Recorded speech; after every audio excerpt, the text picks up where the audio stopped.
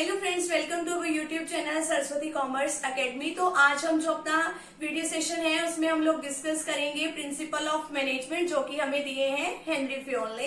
Henry Fayol ने हमें total 14 principles दिए हैं और ये मोस्ट इंपॉर्टेंट है, ये आपके एग्जाम में 100% आएंगे। तो अभी वन बाय वन जो है इसको हम डिस्कस करते हैं। तो देखो, जो फर्स्ट प्रिंसिपल है जो हेनरी फ्योल ने दिया है उसका नेम क्या है? Division of work. Division of work का मतलब क्या होता है कि काम को बांट देना। काम को किस में बांटेंगे? काम को बांटना है हमें अपने वर्कर्स में, यानी कि जितना भी हमारा टोटल काम है वो हमें सिर्फ एक ही पर्सन से, एक ही वर्कर से नहीं करवाना। ऐसा नहीं है कि यहाँ पे सारा बर्डन जो है वो हम एक ही वर्कर के ऊपर शिफ्ट कर दें। हमें जो है जितने भी हमारे ऑर्गेनाइजेशन के अंदर जो लोग हैं वो काम कर रहे हैं, थोड़ा थोड़ा काम जो है वो हमने सभी में डिस्ट्रीब्यूट कर देना है, ताकि काम आसानी से भी हो जाए और किसी को ये भी ना लगे कि हाँ भी सारा काम हमसे ही करवाया। तो इसको काम को करने से क्या होगा कि अगर वो पर्सन जो है वो एक ही तरीके का काम बार बार करता रहेगा तो वो उस काम में क्या बन जाएगा? एक्सपर्ट बन जाएगा।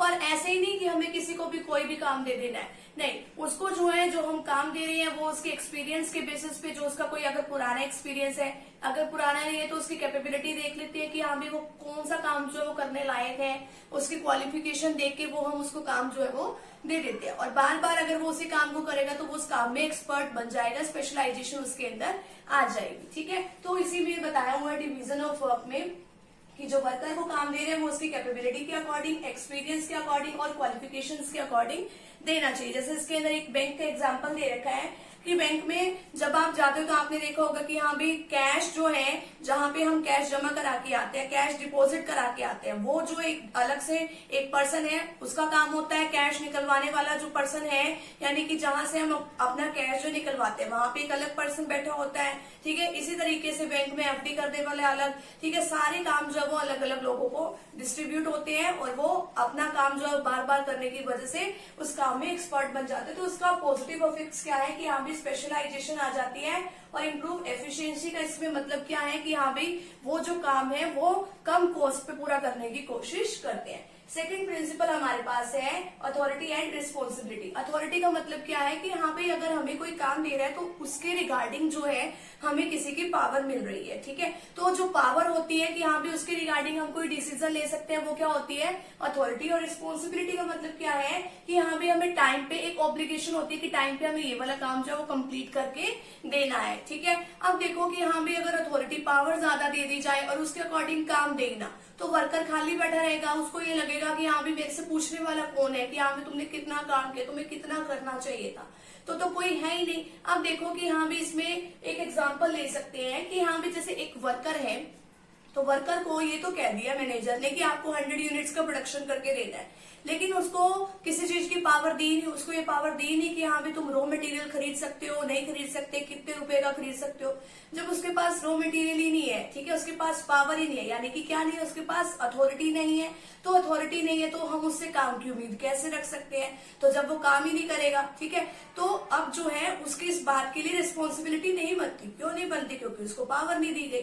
तो जितना हम किसी को काम दे रहे हैं, अगर रिस्पॉन्सिबिलिटी दे रहे हैं, तो उसके रिगार्डिंग जो है वो अथॉरिटी भी देनी चाहिए। ठीक है, जैसे कि एक स्कूल लाइफ में हम जो देखते हैं कि यहाँ पे जो टीचर है वो बच्चों से काम करवाता है, पहले तो बड़े प्यार से वो उसको काम करवा के देखता है अपने बच्चों से, लेकिन जो है स्कूल में थोड़ी बहुत पावर होती है कि अगर वो काम ना करे तो उसको डांट भी मिलती है। ठीक है, और जो पिटाई भी हो सकती है। तो टीचर्स को ये पावर है ना कि हाँ भी हमें बच्चों से काम करवाना है, वो उनकी रिस्पॉन्सिबिलिटी है कि वो काम किस तरीके से करवाए। ठीक है, कि हाँ भी अगर प्यार से कर ले ठीक है, अदरवाइज तो डांट जो है उनको पड़ेगी। तो इस तरीके से इसका एग्जाम्पल दिया हुआ है। तो नेक्स्ट है इसमें पॉजिटिव इफेक्ट्स क्या है कि no misuse of authority. Authority का मिसयूज नहीं होता अगर साथ साथ में हम उनको रिस्पॉन्सिबिलिटी दे देते हैं कि आपको ये काम जो है इतने टाइम पीरियड में करके देना है। नेक्स्ट क्या है? डिसिप्लिन। तो जो भी आपके ऑर्गेनाइजेशन में काम हो रहा है वो रूल्स एंड रेगुलेशंस के अकॉर्डिंग होना चाहिए। अगर वो रूल्स एंड रेगुलेशंस के अकॉर्डिंग वो काम नहीं होगा तो उसको पनिशमेंट भी दी जाएगी। ठीक है, तो इससे पॉजिटिव इफेक्ट क्या है कि आपके ऑर्गेनाइजेशन में सारा काम एक सिस्टमेटिक तरीके से होता है। तो ये तो है आपके 3 प्रिंसिपल्स। नेक्स्ट कौन से हैं? Unity of command. Unity of command का मतलब क्या है कि अगर आपको काम मिल रहा है तो काम मिलने वाला, यानी कि आपको काम देने वाला जो है वो एक ही बॉस होना चाहिए। देखो इसके अंदर कि हाँ भाई ये बॉस है, ठीक है, और इसके अंदर ये जो है अलग अलग एम्प्लॉय को काम दे रहा है। Employ 1, employ 2, employ 3, employ 4, employ 5 जो है, आगे जो है इसी तरीके से एम्प्लॉय आपकी है।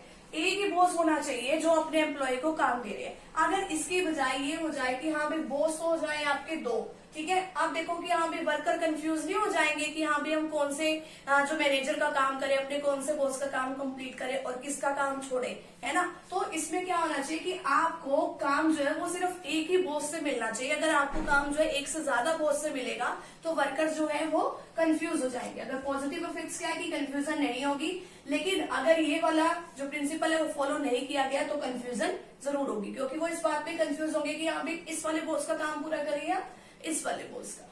नेक्स्ट क्या है, unity of direction. Unity of direction जो बहुत ही सिंपल प्रिंसिपल है कि हाँ भाई आपकी यूनिट में क्या होना चाहिए, वन यूनिट होनी चाहिए, उसका एक अलग से हेड होना चाहिए और आपका जो है एक प्लान होना चाहिए ऑर्गेनाइजेशन का, तो जिसको करने के लिए सारे लोग जो है वो इकट्ठे हो और मिलजुल के वो काम करें, ठीक है। पॉजिटिव इफेक्ट्स क्या है इसमें कि आपके ऑर्गेनाइजेशन का गोल अचीव हो जाएगा। नेक्स्ट क्या है, subordination of individual interest to general interest. Individual interest का मतलब क्या है कि आपको पर्सनल इंटरेस्ट की तरफ ध्यान नहीं देना, अपने इंटरेस्ट की तरफ ध्यान नहीं देना कि जिससे हमें फायदा हो। हमें क्या सोचना है कि हमारी ऑर्गेनाइजेशन को फायदा होना चाहिए।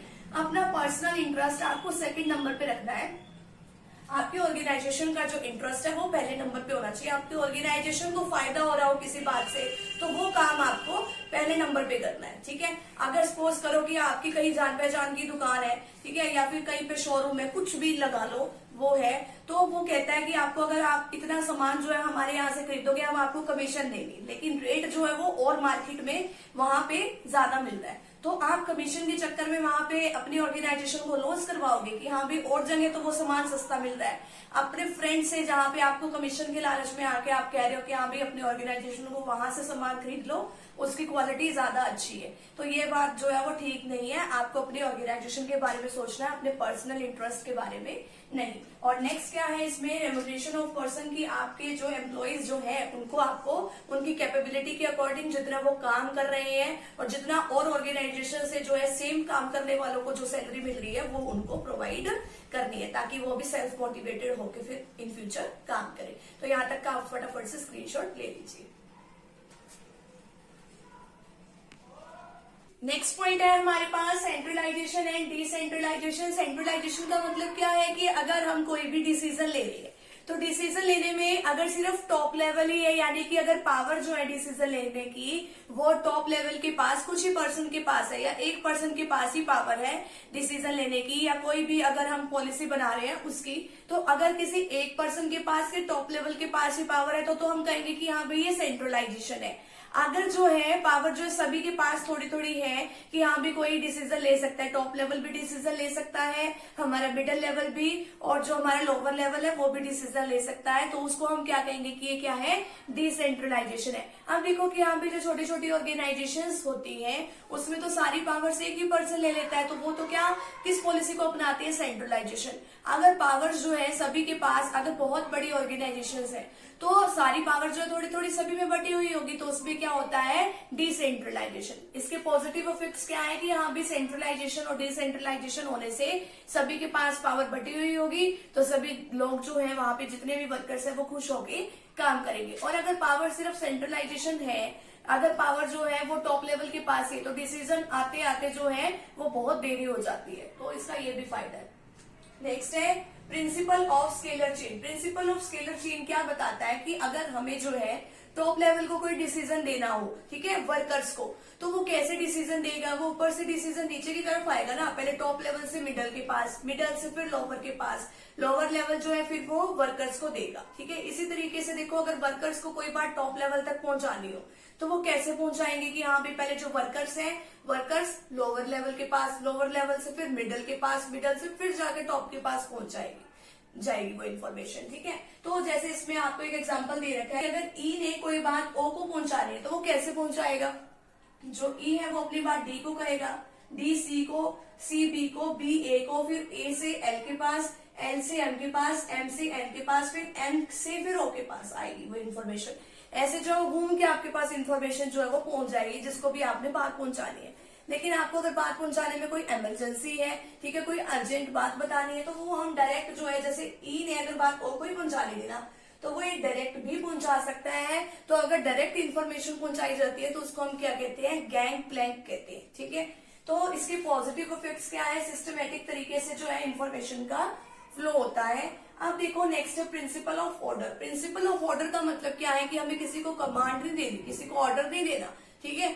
इसमें क्या होता है कि आपका सारा सामान जो वो एक प्रॉपर प्लेस पे होना चाहिए, प्रॉपर ऑर्डर में मेंटेन होना चाहिए। क्यों होना चाहिए, क्योंकि अगर आपको कोई सामान ढूंढना है तो वो आपको इजीली मिल जाएगा। अगर आपको पता होगा कि ये सामान रखने की जगह यहीं पे है तो आपको पता होगा कि ये वहीं पे हमें सामान मिल जाएगा, तो हम फटाफट से वहां से वो सामान ले लेंगे। इसी तरीके से जो ऑर्गेनाइजेशन में पर्सन है, सभी का बैठने का जो प्लेस है वो क्या होना चाहिए, जो सिटिंग अरेंजमेंट है वो सभी की फिक्स होनी चाहिए कि यहाँ पे अगर किसी पर्सन को ढूंढना पड़ जाए तो वो हमें आसानी हो दूसरों को बताने में कि हमें वो पर्सन इजिली वहां पे मिल जाएगा, ठीक है। तो सभी के अपने अपने कैबिन्स वगैरह होते हैं, तो हम बता देते हैं कि वहां पे उसका कैबिन अगर किसी को मिल रहा तो वो इजिली मिल जाता है। तो इसमें जो इसके पॉजिटिव इफेक्ट्स है वो क्या है, no wastage of time and energy. तो इससे टाइम का वेस्टेज नहीं होता, हमें ढूंढना नहीं पड़ता कि यहाँ पे कोई सामान कहाँ रखा है, कोई पर्सन जो है वो हमें कहाँ मिलेगा। Next principle of equity. Principle of equity का मतलब क्या है, सभी के साथ सेम बिहेव करना, ठीक है। तो सेम बिहेव करने का मतलब क्या है कि किसी के साथ बायसनेस नहीं रखनी, किसी के साथ ये डिस्क्रिमिनेशन नहीं करना कि यहाँ भी अब टॉप लेवल वाले ने ये नहीं सोचना कि यहाँ पे तो वर्कर है तो ये तो हमसे बहुत ज्यादा नीचे लेवल पे है तो हमें इससे बात ही नहीं करनी। नहीं, ऐसा नहीं होना चाहिए। सभी के साथ जो है मिलजुल के हमें काम करना है। अब देखो टॉप लेवल जो है वर्कर के बिना भी कुछ नहीं है, तो हमें ये नहीं सोचना चाहिए कि यहाँ पे वर्कर से हमें बात नहीं करनी या उसके साथ हमेशा गुस्से से ही बात करनी है। सभी के साथ जो बिहेवियर है वो हमारा क्या होना चाहिए, सेम होना चाहिए। अगर सेम बिहेवियर होगा तो एम्प्लॉय भी खुश रहेंगे कि हाँ भाई ये सेम जो है बिहेव करता है, तो सेटिस्फाई वो हमेशा रहते हैं। इक्विटी का मतलब ये नहीं है कि सैलरी जो है सभी को सेम देना, नहीं, वो तो अपने काम के अकॉर्डिंग मिलेगी। इक्विटी का मतलब यहाँ पे ये है कि हाँ भाई सभी के साथ सेम बिहेव करना। Next stability of tenure of personnel. अब यहाँ पे पर्सोनल दे रखा है, पर्सोनल का मतलब क्या होता है, एम्प्लॉय। तो एम्प्लॉय की स्टेबिलिटी होनी चाहिए, जो इसका टेन्योर है यानी कि टाइम पीरियड स्टेबल होना चाहिए। नहीं कि उसको डर नहीं होना चाहिए कि कभी हमें जो है ऑर्गेनाइजेशन से निकाल ना दिया जाए। अगर उसके मन में यही डर चलता रहेगा सारा दिन तो वो काम क्या करेगा, उसका तो काम करने में मन ही नहीं लगने का। तो इसमें क्या है कि हाँ भाई हमें जो है उसको ये दिलासा दिलाना है कि तुम्हें जो है बाहर नहीं निकाला जाएगा जब तक तुम अच्छे तरीके से काम करोगी, ठीक है। तो इसके पॉजिटिव इफेक्ट्स क्या है कि हाँ भी अगर हम अपने ऑर्गेनाइजेशन में वर्कर्स को रख रहे हैं तो क्या है कि उनका एफिशिएंसी लेवल भी बढ़ेगा क्योंकि उनको किसी बात की टेंशन नहीं होने की। नेक्स्ट है इनिशिएटिव। इनिशिएटिव का मतलब है कि हाँ भी अगर हम कोई डिसीजन ले रहे हैं तो वर्कर्स को भी उसमें इंक्लूड कर लो। ये टॉप लेवल वाला अगर कोई डिसीजन ले रहा है तो वो मिडिल को भी इंक्लूड कर लो, लोअर को भी इंक्लूड कर लो। अगर उनका कोई सजेशन आ रहा है उनकी तरफ से तो उनका सजेशन अगर अच्छा लगता है तो वो मान लो, ठीक है। तो इससे क्या होगा, वर्कर्स भी खुश रहेंगे कि हाँ भाई हमसे जो है इन्होंने डिसीजन जब लिया था तो हमसे भी पूछा था, तो वो खुश होकर काम करेंगे।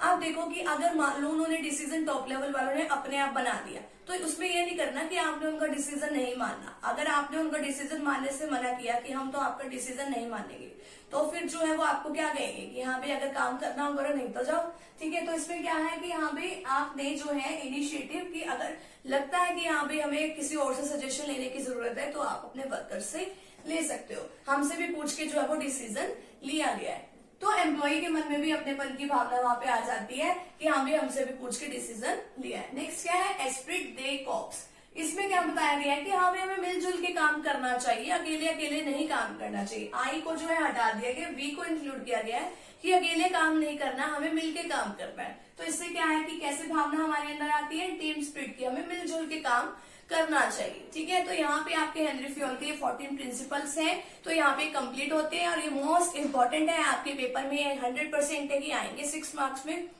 तो इसको अच्छे से कर लीजिएगा। और यहाँ तक जो हमारा टॉपिक कंप्लीट हो गया तो फटाफट से अब यहाँ तक का स्क्रीनशॉट ले लीजिए।